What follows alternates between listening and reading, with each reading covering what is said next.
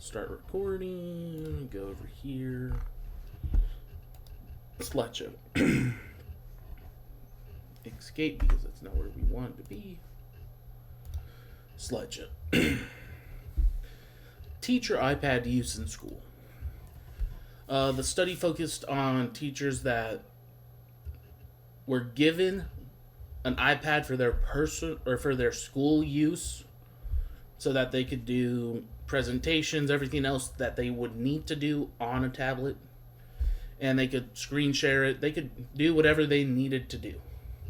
It focused on special needs classrooms and how the teacher having an iPad would help.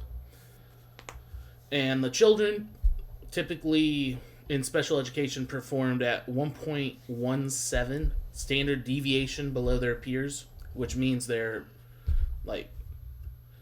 skills were very low compared to average.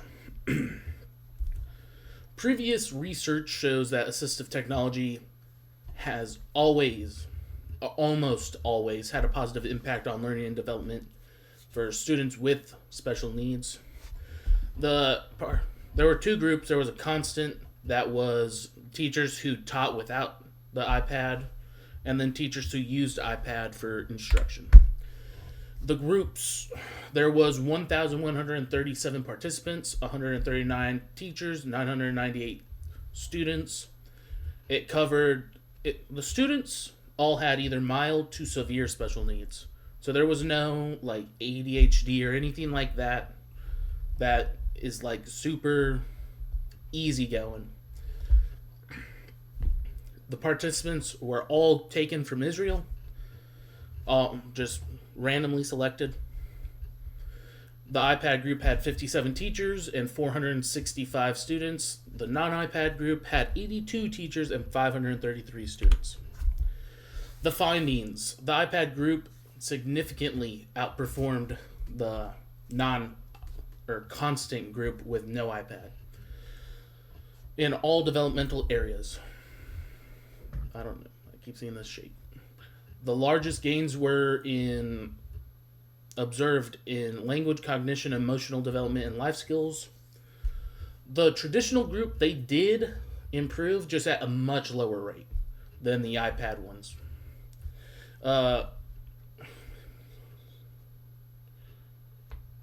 The iPad group almost 10 times the improvement, or showed almost 10 times the improvement of the non-iPad group. Limitations: the study only lasted 6 months. Not long enough. It wasn't long enough to reflect long-term outcomes. The iPad training, it varied because they weren't really on the teachers about how they were teaching it. They just let the teachers teach. There's always a risk of teacher bias in everything you're doing. And the research did not account for external influences, such as when you're at home, if the parents are helping the students, if there's other stuff going on outside of school, basically. My opinion on the article. Yeah. The study, it really opened my eyes to see how instead of students-assisted technology, teacher-assisted technology. I never thought of assistive technology as for teachers.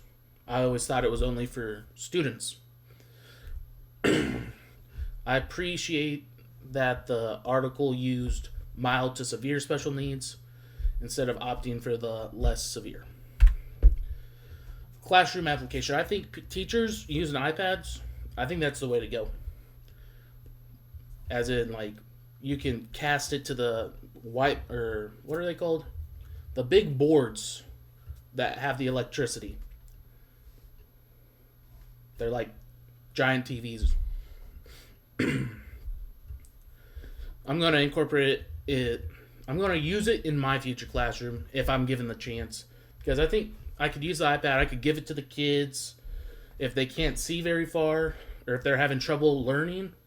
or if it's too loud in the classroom or something's going on, you can give to one of the kids and put headphones on, and they can listen to you teach from like a video or something.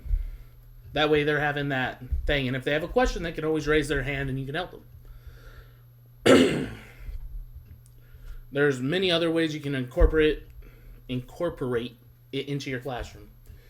I think it's very important, especially for the future of teachers, especially when teaching kids with special needs.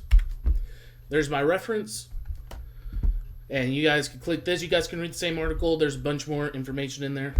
Thank you. And